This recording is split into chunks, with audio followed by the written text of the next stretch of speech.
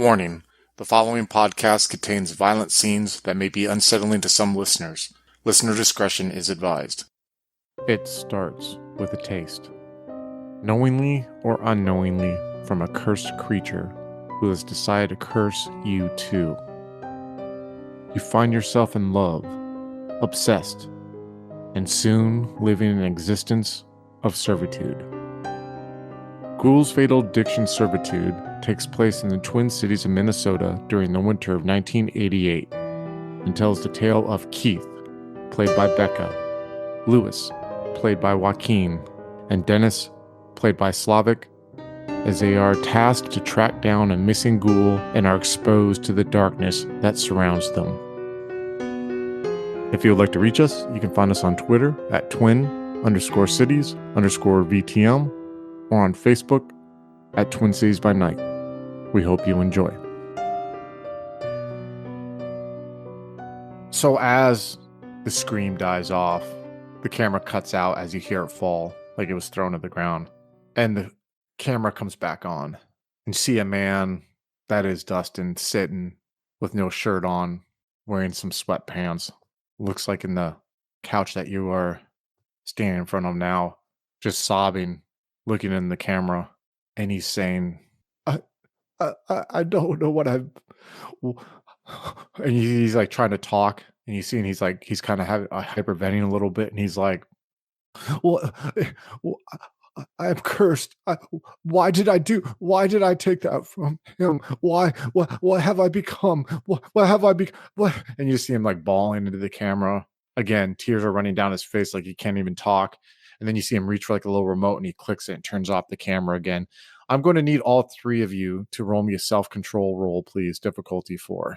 Do I have to make anything because I'm Bruja Ghoul or? Difficulty is 1 higher. So difficulty 5, yeah. All right. 3 successes for me. Okay. 2 for me. 4 for me. So you guys all sit there, and then as it cuts out, you hear the tape click, like it's done. And the TV is just standing there, like you hear actually it click like it's done, turn off, and then it starts like rewinding like those tapes used to do on their own.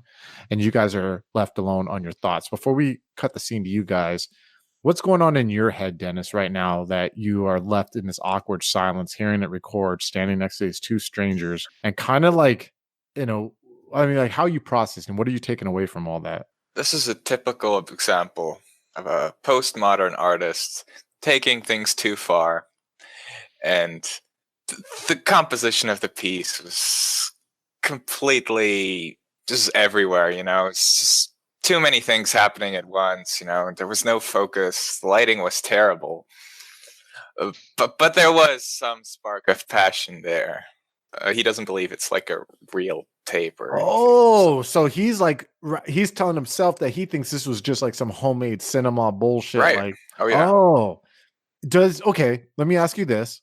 And sincere answer, does he believe what he's trying to tell himself right there? Oh, yes, for sure. Like, he's probably done similar things. Oh, okay. So it's legit. This is not him trying to okay, I got you. Definitely. I like that. What about you, Lewis? What are you thinking at this moment? He was definitely saying like, oh, he's like, why do we need to find this guy again? Can't we just bring him to the police and just let him be someone else's problem? Like he would, if anyone else had asked him, he would be like, I don't know how much I want to do this. What about you, Keith? What are you thinking at the moment?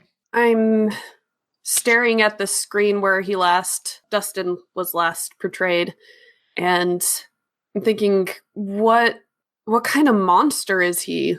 How many more monsters are on or are in the Good Boys Club? And that these are the people that I'm trying to protect my position from. Now, this is a question. Obviously, Keith doesn't know his nature, right? Unlike these other two who have an idea. With this reflective thoughts that you're having right now, how many am I surrounded by people like this? Is there a moment where you look at how you've been maybe for the last few years, and have you seen anything similar and that makes you wonder, am I becoming this? Or is this right now you're just their outside influences are like that and I'm the normal person I would be lying to myself at this point.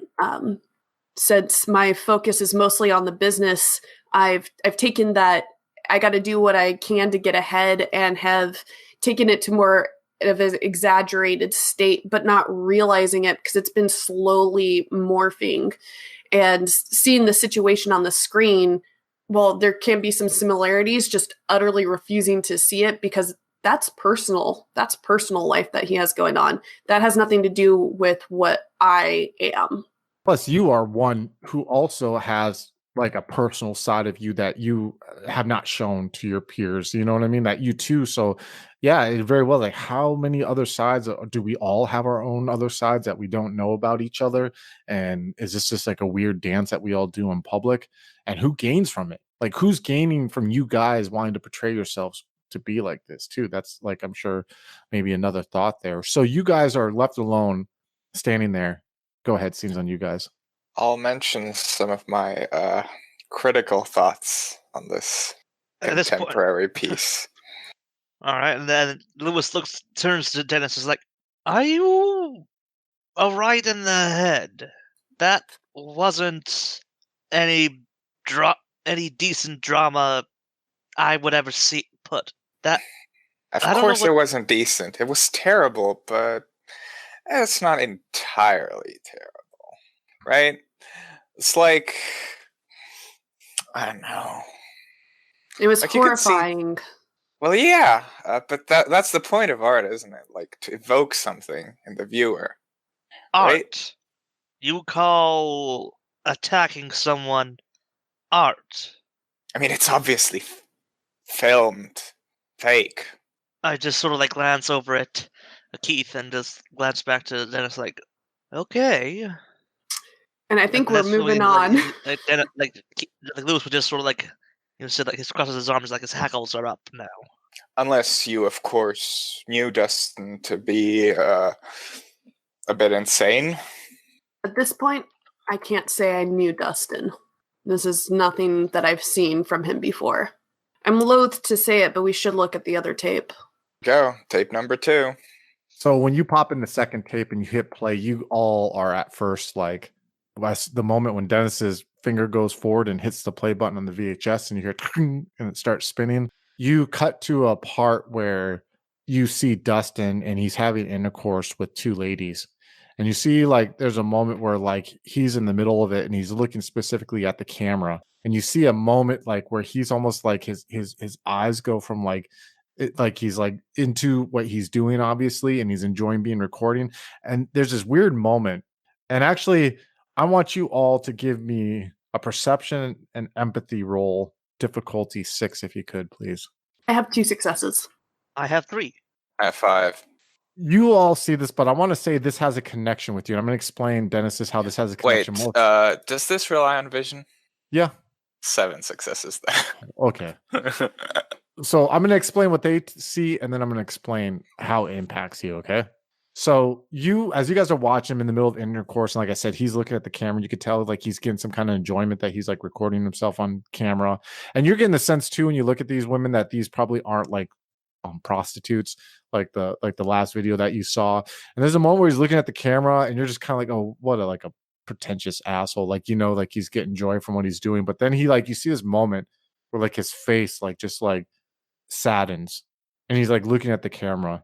And you kind of just realize that, like, you two, meaning Lewis and Keith, realize at the moment that this man, like, it goes from this weird sense of pleasure to like a sense of depression. Like, he's doing it and he's not like, I don't know, like he's not enjoying it, or he realized at that moment, like, what he's doing. But you, Dennis, as you're looking at it, reality slaps you in the face because you're seeing this man and you're realizing this isn't art. You see that this is a man that's genuinely like lost himself. There's a moment where you legitimately feel enough empathy for him that you remember being under that table, taking that blood from Lawrence's wrist, and the verbal abuse that you had to take from Lawrence. And there's just this clear moment through all the supernatural layers of servitude and love and devotion that you feel a connection with that man that's in the camera, and you realize that man hates his fucking existence. Yeah. Dennis at this point is probably gonna go and like see if this guy had like a liquor there or something. Yeah, you see like a little wet Just bar. gonna bring a couple extra glasses as well. Nice. You see Dennis like, and while you do that, you're realizing that what you saw in that first video was probably real at that moment. And you go get you see Dennis like walk off, like with this determination, like how you walked into that apartment, Keith, like you own that apartment. You see Dennis just walk to like this little like wet bar he has, and you see him like take a bottle of like some high-end whiskey, and he takes like 3 glasses, and he goes and he hands you each a glass, and he cracks open. You hear the cracking of the bottle as he pours you each a drink. Yeah, I'll fill the tumbler completely, like Dang. to the top. Yeah, you see him fill it completely as you guys are seeing him do it. What's your mannerisms like as you're drinking? Like, what do these two see when you're drinking your drink? It's just staring off into the distance, just not talking. You realize something impacted him right at that moment. You two see that also while he's drinking. You guys have these 2 drinks. Are you guys drinking the drink that he poured you guys, or are you just kind of like sitting there awkwardly holding it as he's slamming this? I'm just standing back, going like, Do you mind if I hold on to that second tape? why? You planning on doing something with it? Yes, actually. I don't think I trust that you'll do something decent with it. No, don't worry. I don't work with, how would you call it, vulgar acts, nudity. Though I don't mind it, but no. I need it for something different entirely. I'll take a small sip from the glass. What kind of thing? Well, lately I've been stuck in a sort of creative dead space. But I've just imagined, perfect gallery. Imagine all these people living their lives, look at the bleak faces just like him, the lady down at the reception, the guy cleaning the streets, the trash man picking up the trash, right? So imagine a gallery of that, but then you replace their eyes with his eyes, sort of point towards the TV. At this point, Lewis is just, I didn't think my opinion of you could go any lower, but you just did that. So... You don't understand art.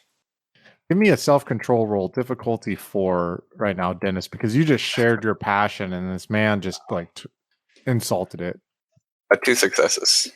2 successes. So you feel when he says that, you kind of see Lewis, you see Dennis just kind of like his eyes narrow for a second. He looks at you, and then he just kind of like does a dismissive exhale. So you guys are standing there right now. Now you know 3 things out of character. You know that he was getting a divorce, or 4 things. You know he's getting a divorce. You know you have that letter where someone named Jonathan Chase from Brentwood Industries was trying to reach out to him. You have the checks where he was writing out checks to that gentleman named Robert Sanders. And then you have this Madrid imports paperwork right here. Oh, then the tapes, of course. So 5 things. But really, I'd say almost like 3 leads, 4 leads. It's kind of your call. All right.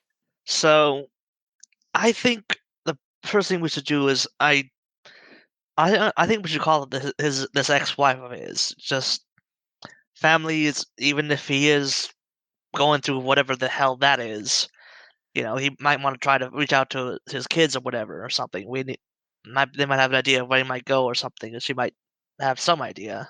It's probably a good idea. We should see if they're okay. He doesn't seem like a mentally stable person. That sounds like a perfect thing for you to do, since it's been something you've gone through yourself. Well, there's more. Okay. I'm not going to... Yes, okay.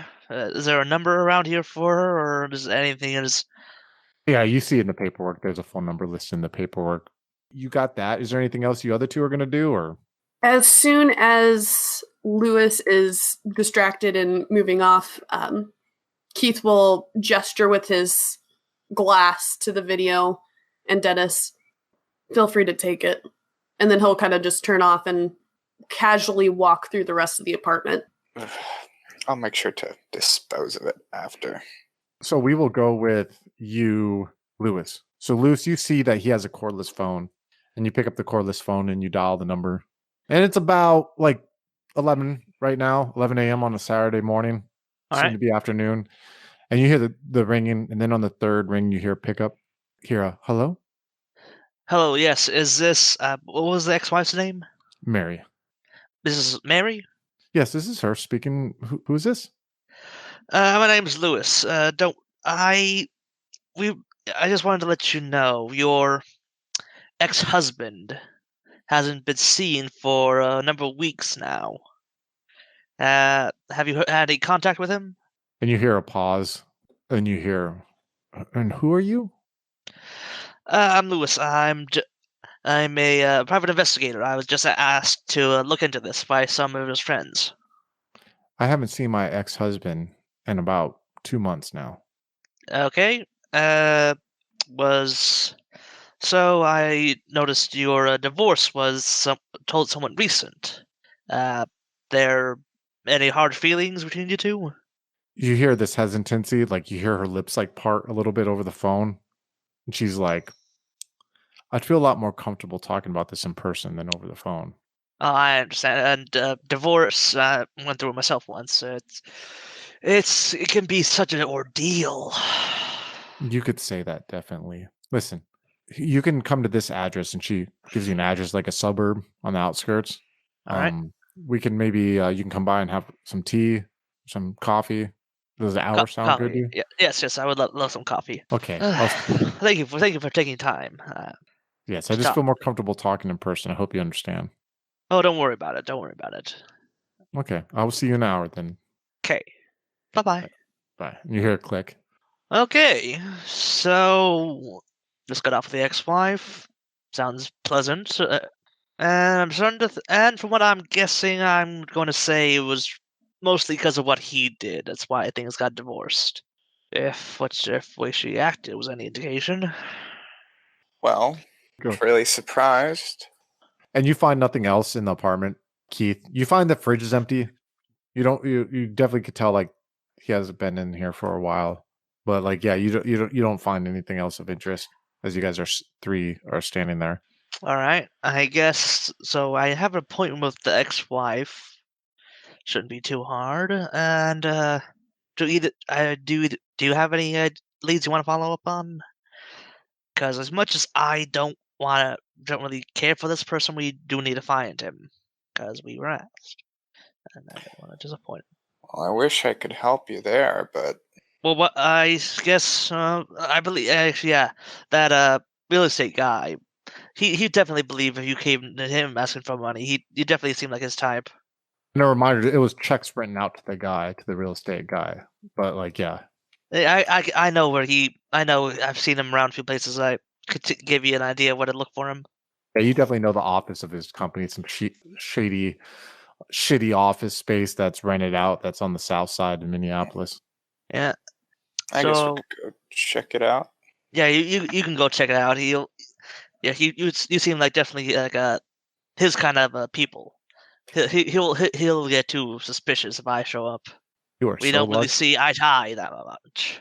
Try not to boo the widow. Oh, please. I can behave like proper gentleman. I know how to do that. I know how to conduct striking myself. looks. You can see Keith this bickering, like you can sense the tension between these two. You know that Lewis is going to go look at the ex-wife. Dennis is going to go look into this real estate property management guy. What are you going to do as you see like things are getting a little tense between these two, or what are you going to do on your own? I clear my throat real quick to hopefully snap them out of it. I'm going to dig into this Jonathan Chase, see what I know about him through our company. I suggest we part our ways now and move on. Yes. We will handle Keith first. So you guys are all leaving. We'll say you leave Ellsworth Towers to fast forward to save on time. What are you going to do from here, Keith? I will start driving to Brentwood Industries. I think my idea is to either call it a favor and ask someone on HR if they can tell me who this Jonathan Chase is, or maybe I can find some records at work specifically dealing with them. So you drive up to Brentwood Industries, which is in downtown Minneapolis. Brentwood Industries, by the way, is like a very like chic building in that it's like one of those skyscrapers that look like they're made of like glass and metal rather than made of like stone and like, you know, like concrete in a way. Like you walk up to it, you see reflection of cars as they're driving by. You see this huge sign that has like, it's written in blue. It has like this sharp font with like a white outline that's around it that says Brentwood, and then it has like industries in smaller letters like underneath it, and it's like 10 stories up. If you were to look up, it's like rather tall.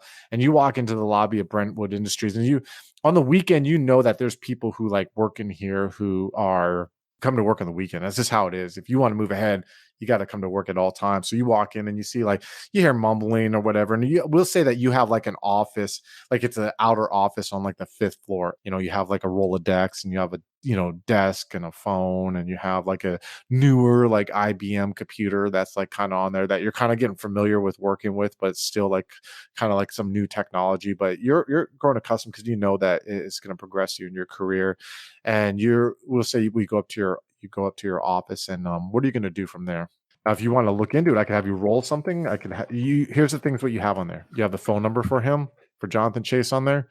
You have where you can look him up. Like I can say you can do some research on your own, have you do a roll. It's whatever you chose, one of those two options. What would you like to do? Let's see what I can dig up on my own first. Okay, let's go ahead and do an intelligence and investigation, and we'll say difficulty 6. 1 success. Okay, so you're like digging through, and you find it like really hard. You're like on the IBM, and you're looking through, and you find that he's with the data entry team originally, and you're kind of like looking through, and you're like, wait, but like he doesn't like. That's weird, because you're like, he's not really like working under them anymore. Doesn't seem like, but there's nothing official in writing that says like he's not part of them anymore. Like you're seeing his hours don't match with the hours. He's using a couple different pay codes than like are normally used for like the data entry team, but it still says like under his thing that he's data entry. But you're looking at that pay code, and there's a moment where you're like, oh, and you're like, that's one of the pay codes that I've been given when I've done stuff for Kenneth. And you're like, and you kind of had this impression when you look at the pay code, you know, you're not the only one using it. And like I said before, you kind of had this impression before that there's other people that are like in the good old boy network other than Kenneth. But you're like, that's a different pay code. And so that's what you see by looking up. The number on the letterhead, does it match with anything that I've come across? Phone number? No, not the phone number. But it is the prefix of a number that's inside the building. Does that make sense? But it's not a number you've dealt with. There's so many numbers in this Brentwood industry, but it's definitely like has the area code in the first 3 prefixes. So you know it's a Brentwood industry number. Okay. Let's go ahead and give it a call. I'll pick up my chunky phone with the curled wire and dial in the numbers. You hear the phone ring like 3 times, and then you hear it picked up, and you hear it rattle for a second. Like, this is Chase. Hello, Chase. This is Codwell up on the 5th floor. I'd like to meet with you today. Yeah. You're lucky I'm in right now. What is this pertaining to? Just have some questions for you concerning work. You got questions from me? Oh, okay. Yeah. How about this? Okay, I'm in the 7th floor. You can find my office up there. I'm the only one in. All right. I'll be there shortly. All right. I look forward to it. And as you like get out of your office and you take the elevator and you go upstairs, you go onto the 7th floor, and you're walking like there's a bunch of cubicle farms in the middle, and you're walking towards the cubicle farms, and you can kind of hear like the very, very light Creedence Clearwater Revival, like coming from like a stereo that some people bring in their office, like a little AM FM stereo, and you're kind of like following the sound of the music as you're walking by these cubicles. No one's in those, so it's kind of like a ghost town because it's Saturday. And as you come to the office, you see that there's this door that's open in the office, and you walk in, you see this desk. It just has like papers like piled all over the desk, and you see like there's this filing cabinet that's like about 6 foot tall that has like 5 drawers in it. And you see like there's like a coffee pot that's on top of it, like has coffee. You hear like the radio, like music coming from the radio. You hear like typing, like like coming on like a typewriter, or excuse me, on a computer, like one of the IBMs. And you walk in and you see this person looking up at you. They kind of have like auburnish hair, like it's kind of slightly curly, has a little high of a forehead, kind of has like a sharper nose somewhat, and like blue eyes, and they're looking up at you. You see that it's rather intense, but you see this look of annoyance like on their face as they're looking at you. And you see they have like a white business shirt, but it's like rolled up at the sleeves, and you can see like there's a pair of sunglasses that are in the shirt pocket, and there's a cup of coffee that's steaming there and everything. And you see the person's like, yeah, so what do you want to talk about? Have a seat. And you see him like kind of, you want some coffee? No, thank you. I'll stand. What the fuck? Okay. And you see him like turn off the radio, and he's like, so, and he leans back in the seat like, I don't even know who you are. What do you need to talk about? Taking a look around his room, Keith's kind of calculating who this person is. And as you like are saying that, he takes a sip from his coffee mug, and you see it has like Vietnam vet, like Vietnam veteran with a ribbon on like the coffee cup as he's taking a sip from it. And he's just like looking at you. You see these huge stack of papers, but you notice that like when you walked in the room, he kind of put like a blank piece of paper on like a couple of the stacks. He's just kind of eyeballing you, like daring you to like try to snoop on like what he's doing. You know, like you can get the sense of like possessiveness coming from what he's doing right now as he's looking at you. You look like the type of person who has a lot of information. I'm curious, what do you know about Dustin Edwards? And you see him for a second, takes back, and he clears his nose, and he's like, and he like fucking pulls out a drawer, pulls out like a crystal ashtray, and then pulls out a pack of cigarettes, and he lights one, and he's sitting there, and he takes a sip of his coffee, and he's like, I think you need to sit down. At his second insistence, Keith will unbutton his jacket and have a seat. And he's looking at you for a second, and you see there's a moment where he's scrutinizing you, and he's like, how do you know that name? And how do you know that I know about this person? He's a business associate, and I'll open up my jacket and pull out specifically the letterhead and just place it on his desk. And you see there's a moment where like he's looking at the letterhead for a second, he's looking, and then you hear this like knock on the door, like on his door, like open up, and you hear like, hey, Jonathan, and he looks up and he's like, oh, hey, William, what's up? And he's like, hey, I got those spreadsheets that you need to talk about, and you see him for a second, he looks at this William person, looks down at you, Keith, and you see that like they have like he has like blonde hair that's cut really short. And he kind of has like European features a little bit. And he stops for a second. He's looking at you, and he has suit jacket on, but like his tie's undone. Like he's kind of dressed casually. And you see Jonathan look at William and then look at you. And he's like, hey, I'll call you later, man. And he's like, and you see like this William guy nod as he like turns around and walks off. And you look at William, Keith, and there's been times you have seen Kenneth talk to William. And usually it's like at times where like when you're like going up to a suite and you see like William be taking the elevator down, and usually like William kind of gives you like these dirty looks sometimes when you're like going up there. But like you will see usually Kenneth like will kind of like go from being annoyed when he's done seeing William to like happy when he sees you. But you don't run the same circles as William, where William, you know, he works for Brentwood, but you think he does more like accounting stuff or whatever, while you're more of like a corporate, hang out with these corporate exec types. So like you see, you recognize this person for a little bit, but then you see William like look at you strangely and then look at Jonathan, then turn around and walk off. And then you hear Jonathan go, well, I was to judge by looks, it looks like you two know each other. I am aware of him. Yeah, how are you aware of him? Someone like you. And he like motions like to your suit and everything like that with his finger. I simply raise my eyebrow and point back to the paper on the desk. We were talking about Dustin. Yeah, that's cool. But I'm talking about you now. You're coming into my office asking me how I know someone. You want all these answers from me. Like, listen, it's cool, man. You want to come in here, and I get it. And we don't run the same circles in the company, and I get it. And you're asking about this person, and I 100% get it. I just want to make sure we're working for the same people, right? Before coming up here, I looked into you a little bit, as I haven't heard of you within the company before. And what really struck out to me about you, Jonathan, was your pay code. And I just leave it at that. And you see a sense of like, he kind of like smiles, and I was like, so we are working for the same team, huh? Now, what can you tell me about Dustin? Well, you're straight to the point, huh? Well, and you see him take a sip of coffee, kicks back, and he's like, Dustin's came on my radar. And I've been told by people who give those pay codes to look into it.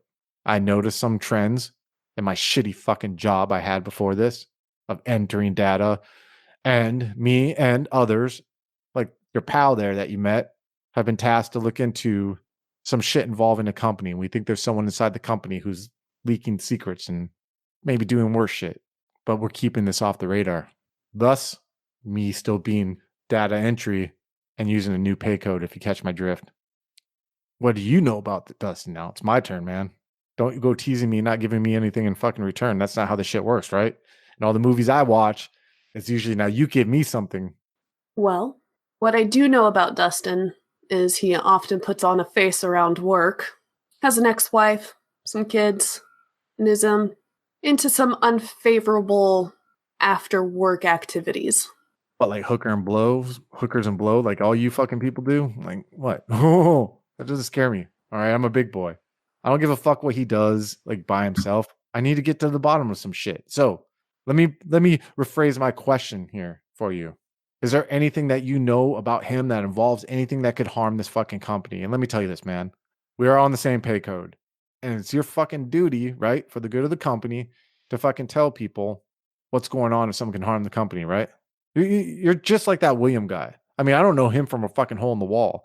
To me, he's a spoiled fucking brat that like is sitting here growing up, never had to fucking sacrifice for anything. And you see him like fucking drink from his Vietnam vet glass. And of course, it's someone on me who has to clean up the mess and figure out what the fuck's going on. You guys and your secretive, like, what do you know? What do you know? Just tell me, do you know if this guy did anything that could hurt Brentwood Industries? Because I just want to be done with this shit. I want to get my promotion. I want to get my own fucking office. I like this office they gave me for this shit. I want to get out of my fucking data entry job. Tell me, Jonathan, what do you know about Madrid? You see him like close his eyes, shake his head. That's what I'm talking about. That's the good shit right there. That's why I wanted to hear. I know that asshole, this Dustin guy, who conveniently is fucking gone, was fucking probably wheeling and dealing some shit to fucking this company. And so we're on the same pay code. So I think I could tell you this, but me and that guy that you just saw and a couple other people, we're trying to like stop these assholes from taking a controlling interest of Brentwood Industries right now. And it's not, well, I mean, I don't fucking know the numbers game. That pretentious asshole who's just in here knows that shit, but I'm more of a find shit out that people don't want to know and get better offices with that information because I hate my fucking job beforehand kind of guy. So let me tell you this. I'll owe you if you give me some information on this Madrid imports. They're fucking some company from fucking Canada, we think is tied to Spain probably, who fucking are trying to get a controlling interest right now at Brentwood Industries. And this asshole, this Dustin dude, was fucking dealing with him. And now he's fucking gone. And of course, he was on the pay code too. And guess what? You're probably going to go do something else to get some new fucking, what do you drive? Ferrari, Mercedes. You have a nice apartment too, right? Probably, right? Ellsworth Towers, all that fucking asshole who's just in here talks about his wanting an apartment there. That's all I got to hear whenever we go get lunch. And is that what you're about to tell me now? I drive what I drive and I live where I live. A man who knows what he wants. Hoorah. That's what I like to hear. All right. Keith will lean back a little bit, kind of sliding out, putting one leg over the other. I have some information that could be helpful to you. And since you'll owe me, he'll reach into his inner jacket and pull out that manila envelope and just place it also on the desk. You see Jonathan like stands up from his chair and grabs the envelope and kind of like walks towards like his little window that he has in his office, and he like opens the manila envelope. You kind of see like his back or the side of him as he's like leafing through the papers, and he's like, you're there for about 10 minutes and you're waiting because you know there's gonna be a reaction. And here, get the fuck out of here. I fucking knew get this shit. You want to know fucking something? No motherfucker in this fucking whole goddamn building knew anything was going on until I saw this shit and those fucking numbers that these assholes have me crunching. And now all of a sudden it's code fucking red, secret fucking pay codes. Shh, don't tell HR. We got to fucking stop this and have some fucking guy named William work with you all the time that I don't even fucking know. And now I find this, right? Thank you. And he closes it. Now I can show these fucking people that I have proof that my numbers were right. I mean, if proof's not enough of having secret fucking pay codes and being given an office and working on the fucking weekend with an asshole who complains about being hungover all the time or wanting to go out to the bar on Saturdays and not work, I owe you. But I'll tell you what, man, and I know better now. I've caught in drifts, I've caught in winds and looks, and I've been told by a couple people, man, like, watch your P's and Q's when you get into the fucking new pay code kind of things. You know what I mean? So I'm not going to ask too many questions. I know to keep my mouth fucking shut. And whoever you may be fucking representing or working for, you let them know that Jonathan Chase is doing this fucking company good. Can you do that for me? I could put in a word. Because I got a feeling I'm going to get a badass reward for doing this. I already just kind of been hinted at. And I got a feeling I'm going to be getting some kind of fucking reward. And I hope it's a fucking promotion. God damn, I hope it's a fucking promotion. All right, I got shit to do, but thank you again, all right? You know my number. You know how to call me and everything. Just keep me in the loop, and I owe you one, all right? And at that, I will stand up, button my coat, give him a firm handshake, and walk away. Oh, hello again, folks. I'd like to tell you about the Facebook group we run called White Wolf and Onyx Path RPGs, Gameplay, and Media. Have you ever wished you could have an easy way to find gameplay videos and podcasts, or just media in general that deals with your favorite White Wolf role-playing games? Or have you ever wished you could find a forum to share gameplay that you have recorded? One that won't be drowned out by random posts and discussions, so that your media could get the attention you deserve. The group is specifically run with the sole intent of it being a one-stop shop for people to view or share media involving the games we all love. We take thorough steps to ensure the page does not become cluttered and is easy to traverse. The group is already immense and continuing to rapidly grow, with new media being shared every day. Stop on by. We hope to see you there.